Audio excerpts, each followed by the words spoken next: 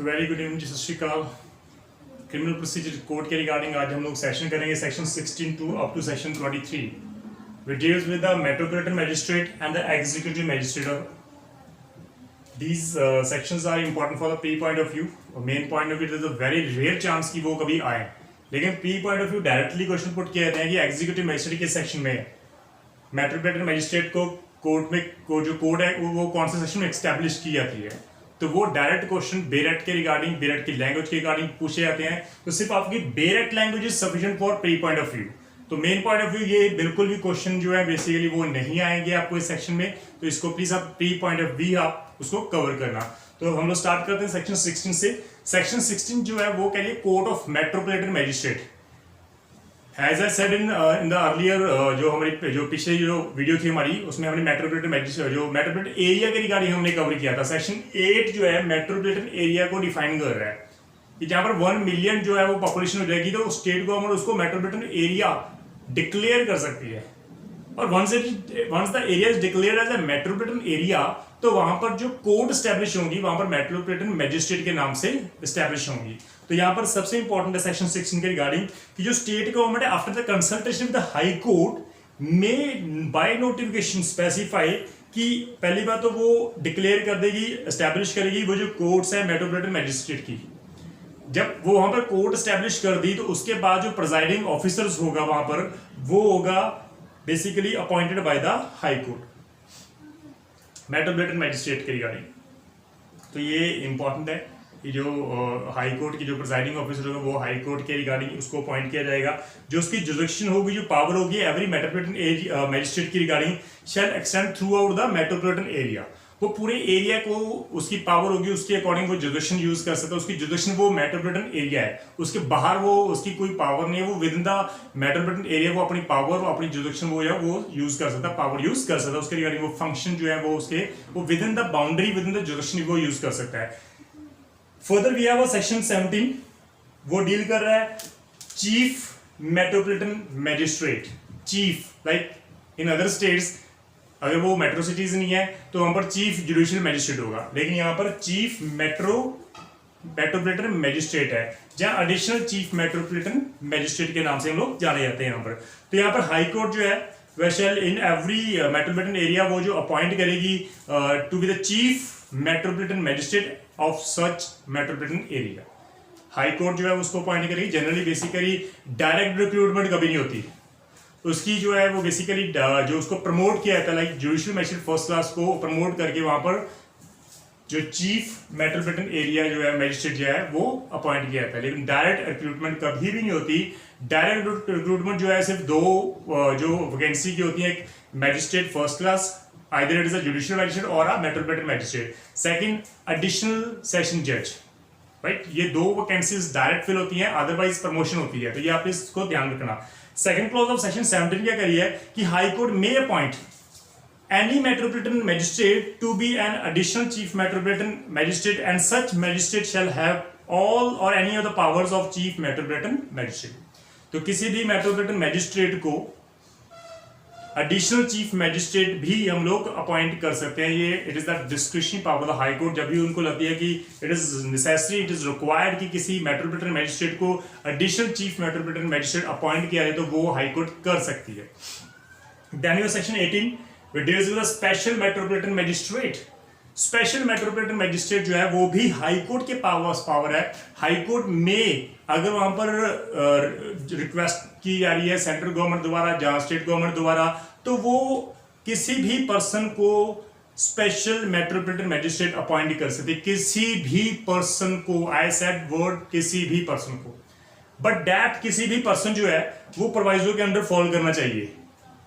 क्योंकि अपॉइंट जो है बेसिकली स्पेशल मेट्रोपोलिटन मैजिस्ट्रेट वो किसी खास पर्टिकुलर पर्पस के लिए अपॉइंट किया जा रहा है, किस पर्टिकुलर केस के रिगार्डिंग किया जा रहा है। तो विद इन 1 ईयर तक वो उसको अपॉइंटमेंट किया जाता है, उसके बाद ऑटोमेटिकली फर्दर उसको एक्सटेंड कर सकती है हाई कोर्ट, लेकिन 1 साल से ज्यादा वो अपॉइंटमेंट उसकी नहीं रह सकती। ये इंपॉर्टेंट है। फर्दर जो पावर है किस पर्सन को देंगे, क्योंकि स्पेशल मेट्रोपोलिटन मैजिस्ट्रेट किसी भी पर्सन को अपॉइंट किया था, लेकिन वहां पे वर्ड लिखा है प्रोवाइजो में कि जो पावर है वो उसी पर्सन को दी जाएगी जो वेल क्वालिफाइड है, जिसको प्रॉपर एक्सपीरियंस है लीगल फील्ड के साथ डील करने का। legal affairs, that means law. He must be a law graduate person. He must have experience to deal with the legal problems. Legal affairs की problems को deal करने में वो सक्षम हो, सिर्फ उसी पर्सन को अपॉइंट किया जाता है. अदरवाइज ऐसा नहीं किसी साइंस के पर्सन को हम लोग उठा के उसको चीफ मेट्रोपॉलिटन या स्पेशल मेट्रोपॉलिटन अपॉइंट कर देंगे. It's not possible. तो स्पेशल मेट्रोपॉलिटन मैजिस्ट्रेट है can be appointed from those person who are well qualified, person have a legal background and person must have a legal experience to deal with all the daily problems, legal affairs की problems के regarding वो deal करता हो. Section further कह रहा है second clause, such magistrate shall be called special metropolitan magistrate. जो appoint कर दिया उसको हम स्पेशल मेट्रोपॉलिटन मैजिस्ट्रेट ही कहेंगे. और जो उसकी अपॉइंटमेंट होगी for a term shall not exceed 1 year होगी. ये प्री के लिए काफी इंपॉर्टेंट है कि 1 ईयर तक उसकी अपॉइंटमेंट हो सकती है. देन हाई कोर्ट और जो स्टेट गवर्नमेंट है may empower any special metropolitan magistrate to exercise or in any local area outside the metropolitan area the power of the judicial magistrate of the first class. तो जो special metropolitan magistrate area उसको judicial magistrate first class की power भी दी जाती है. Outside the metropolitan area वो भी हम लोग कर सकते हैं. हाई कोर्ट के पास पावर है, स्टेट गवर्नमेंट के पास पावर है. Then we another section, section 19 subordinate of metropolitan magistrate. तो यहाँ पर अगर हम सबऑर्डिनेट की बात करें तो जो चीफ मेट्रोपॉलिटन मैजिस्ट्रेट जो होगा वो and every additional chief metropolitan magistrate shall be subordinate to the session जज. एज वी सेड अर्लियर कि जहां पर सेशन जज होगा उसके नीचे एडिशनल और असिस्टेंट सेशन जज होंगे, उसके नीचे जो है सीजीएम होगा, right, additional chief judicial magistrate भी होगा, जेएमआईसी सारे उसके नीचे आते हैं. They all are subordinate to the session जज. लेकिन उनके अलावा जो है ये सारे पर्सन जो है चीफ मेट्रोपॉलिटन मैजिस्ट्रेट के अंदर भी आते हैं. कौन? मेट्रोपॉलिटन मैजिस्ट्रेट की बात कर रहा हूं. वो चीफ मेट्रोपॉलिटन मैजिस्ट्रेट के अंदर भी जो एडिशनल चीफ मेट्रोपॉलिटन मैजिस्ट्रेट है वो चीफ मेट्रोपॉलिटन मैजिस्ट्रेट के अंदर ही वो काम करेगा. He is not senior to that person but the power is given, उसको एडिशनल पावर दी हुई है चीफ के रिगार्डिंग. तो सेम पावर्स है but he is not senior to the chief metropolitan magistrate. ये इंपॉर्टेंट है. फर्दर सेकंड क्लॉज क्या करिए, हाई कोर्ट में for the purpose of this code एक एडिशनल चीफ मेट्रोपॉलिटन मैजिस्ट्रेट जो है वो अपॉइंट कर सकती है जो चीफ मेट्रोपॉलिटन मैजिस्ट्रेट के अंदर वो काम करेगा. Third clause, chief metropolitan magistrate जो है वो डिस्ट्रीब्यूट करेगा सारे वर्क को. कौन सा केस किस मैजिस्ट्रेट के पास जाएगा, मेट्रोपॉलिटन मैजिस्ट्रेट के पास, कौन सा केस किस मेट्रोपॉलिटन मैजिस्ट्रेट के पास जाएगा. तो ये पूरा वर्क जो है वो अपने मैजिस्ट्रेट का वो चीफ मेट्रोपॉलिटन एरिया जो मैजिस्ट्रेट है वो डिसाइड करेगा एंड वही डिस्ट्रीब्यूट करेगा. तो ये इंपॉर्टेंट है. देन वी द चीफ यहाँ पर एग्जीक्यूटिव मैजिस्ट्रेट की बात करें, डील्स विद सेक्शन 20. डायरेक्टली हम क्वेश्चन पुट किया था कि जो एग्जीक्यूटिव मैजिस्ट्रेट वो कौन सा सेक्शन डील कर रहा है. तो section 20 is there. So section 20 जो है एग्जीक्यूटिव मैजिस्ट्रेट की बात कर रहा हूं मैं, ये इंपॉर्टेंट है. दैट मींस डिस्ट्रिक्ट मैजिस्ट्रेट की बात कर रहा हूं मैं. I am not talking about the district जज. तो there is a difference between the district जज and district magistrate. When I talk about the district magistrate तो मैं बात कर रहा हूं डीसी की, deputy commissioner of police, right. तो डीसी की बात कर रहा हूं. जब मैं बात कर रहा हूं डिस्ट्रिक्ट जज की तो मैं सेशन जज की बात कर रहा हूं. जज means in the court, magistrate district magistrate means outside the court. तो एग्जीक्यूटिव पावर्स जो है वो दी गई हैं, ये इंपॉर्टेंट है. तो सेक्शन 20 डील कर रहा है कि in every district and every metropolitan area the state government may appoint executive magistrate and shall appoint one of them to be the district magistrate. Executive magistrate appoint कर देगी और उनका हेड बना देगी डिस्ट्रिक्ट मैजिस्ट्रेट जो उसको सबको जो है वो सुपरवाइज करेगा. सेकंड क्लॉज, स्टेट गवर्नमेंट जो अपॉइंट कर सकती है एग्जीक्यूटिव मैजिस्ट्रेट, किसी भी एग्जीक्यूटिव मैजिस्ट्रेट को एडिशनल डिस्ट्रिक्ट मैजिस्ट्रेट भी अपॉइंट किया जाता है जिसको हम एडीएम बोलते हैं. डीएम, एडीएम और एसडीएम. एसडीएम जो है वो सब डिवीजन में आता है, एडीएम जो है वो डिस्ट्रिक्ट में आता है. ये इंपॉर्टेंट है फर्दर. तो जो अपॉइंट करते हैं such magistrate shall have the power of the district में. जैसे हमने किसी पर्सन को किसी एग्जीक्यूटिव मैजिस्ट्रेट को एडीएम अपॉइंट कर दिया तो वो एडीएम जो है उसके साथ सेम पावर्स आती हैं जो डीएम के पास होती हैं. ये भी इंपॉर्टेंट है. थर्ड क्लॉज क्या कह रही है सेक्शन 20 की, the office of the district magistrate जब भी वेकेंट होगा तो एनी ऑफिसर सक्सीड्स टेम्पररी, वो एग्जीक्यूटिव मैजिस्ट्रेट कोई भी हो जाए वो एडीएम है वो उसकी जो है वो पूरी जो उसका काम जो है वो उसका देखेगा. And all the powers and perform जो है वो उसकी ड्यूटी जो है लाइक द सेम पावर जो डीएम की होती है वो सेम पावर्स वो यूज करेगा. Like if there is no ADM, DM vacant हो गई seat, ADM is not available, we have a SDM. SDM को पावर दी जाएगी डीएम की कि फॉर द टाइमिंग जब तक डीएम को अपॉइंट नहीं किया जाता, जब तक वो वापस नहीं आता, एसडीएम जो है it works for in the post of the DM.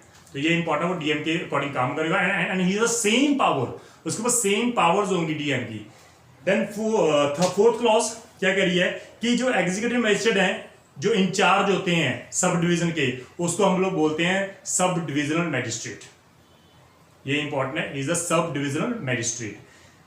Fourth A point जो है वो हमने जो basically DM consider as a state, जो डिस्ट्रिक्ट मैजिस्ट्रेट है वो एज ए स्टेट हम उसको कंसिडर करते हैं। उससे फोर्थ क्लॉज इज इंपॉर्टेंट क्योंकि स्टेट गवर्नमेंट जो है वो अपनी पावर्स अपने डेलीगेट कर सकती है किसी भी डिस्ट्रिक्ट मैजिस्ट्रेट को, उसको इम्पोज कर सकती है, पावर्स उसको दे सकती है। तो ये इंपॉर्टेंट, अगर लाइक सपोज किसी हमने स्टेट गवर्नमेंट से परमिशन लेनी है, तो अगर स्टेट गवर्नमेंट ने वो जो डेलीगेट कर दी पावर डीएम को, तो हमने परमिशन फिर डीएम से लेनी है, ना कि हमने स्टेट गवर्नमेंट से। तो डीएम इज जो है वो एक स्टेट मानी जाती है, district magistrate is a state, ये इंपॉर्टेंट है। तो जो स्टेट ने उसको अपनी पावर डेलीगेट कर रखी है तो वो फंक्शंस, वो ड्यूटीज वो निभाएगा। This is an important. Fifth clause, nothing in this section shall preclude a state government from conferring under any other for the time force on A commissioner of police. Commissioner of police को भी executive magistrate appoint किया जाता है, state government ने ये power अपने पास रखी हुई है, तो state government is not precluded from this power. वो चाहे तो वो कमिश्नर ऑफ पुलिस को भी अपॉइंट कर सकती है as a executive magistrate. Then section 21, special executive magistrate is further appointed for a particular area, right. तो ये स्पेशल एग्जीक्यूटिव मैजिस्ट्रेट है, तो डेफिनेटली किसी भी the state government may appoint for such term as it think fit executive magistrate to be known as, किसी भी executive magistrate को special executive magistrate appoint किया जाता है, ये इंपॉर्टेंट है। तो उसकी जो पावर्स होंगी वो सारी एज यूजुअल जो एग्जीक्यूटिव मैजिस्ट्रेट के पास पावर है वो सारी पावर वो यूज कर सकता है। Then we have section 22, that is the local jurisdiction of executive magistrate. Executive magistrate की अगर मैं बात कर रहा हूं तो वो जो सेक्शन 22 है वो कह रहे डिस्ट्रिक्ट मैजिस्ट्रेट जो है वो पूरे एरिया में अपनी पावर यूज कर सकता है। एसडीएम जो है वो अपने एरिया में पावर यूज करेगा, सब डिवीजन में यूज करेगा। एडीएम जो है एडिशनल डिस्ट्रिक्ट मैजिस्ट्रेट, वो भी पूरे अपने डिस्ट्रिक्ट की पावर जो यूज कर सकता है, वो ये इंपॉर्टेंट है। ये प्रैक्टिकली अगर मैं बात कर रहा हूं, एसडीएम जो है वो सब डिवीजन में अपनी पावर यूज करेगा, डीएम वो अपने पूरे डिस्ट्रिक्ट में पावर यूज करेगा, एडीएम भी अपने पूरे एरिया की डिस्ट्रिक्ट की पावर वो यूज कर सकता है। This is important. Then section 23 that deals with the subordination of the executive magistrate. As in general, DM is a senior to all. Additional district magistrate, then you have SDM, right? तो ये तीन person जो हमारे districts में होते हैं।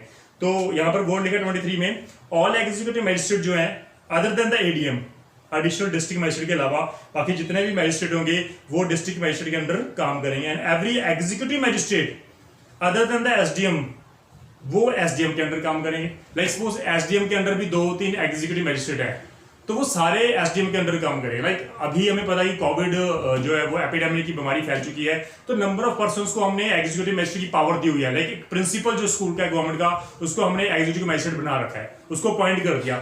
वो सारे एरिया जो पर्सन है वो अगर एसडीएम के नीचे आते हैं, अंडर आते हैं, उसके एरिया के अंडर आते हैं, तो all those executive magistrate work under the SDM. ये काफी इंपॉर्टेंट है।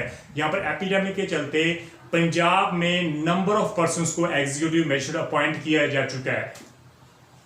वो डिस्ट्रिक्ट की मैजिस्ट्रेट की पावर है, वो किसी को भी पावर डेलीगेट कर सकता है एग्जीक्यूटिव मैजिस्ट्रेट। और वंस इट इज डेलीगेटेड तो वो सारे पर्सन एसडीएम के नीचे काम करेंगे, जहाँ वो सारे डीएम के अंडर, सुपरवाइजर के अंडर वो काम करेंगे। तो this is all about section 23 and section 16 से लेकर हमने सेक्शन 23 हमने कवर कर लिए। In case of any doubt, because these are very simple in nature, सिर्फ प्री में क्वेश्चन पुट किए थे, मेन के लिए बिल्कुल आप भूल जाओगे, इसमें से कोई भी एक क्वेश्चन आपके लिए मेन में होगा। तो फॉरगेट इट, जस्ट इसको प्री पॉइंट ऑफ व्यू आप याद रखो। इन case of any problem please आप डिस्कस कर लेना, कमेंट कर लेना, मैं आपका रिप्लाई कर दूंगा। थैंक यू सो मच, सत श्री अकाल।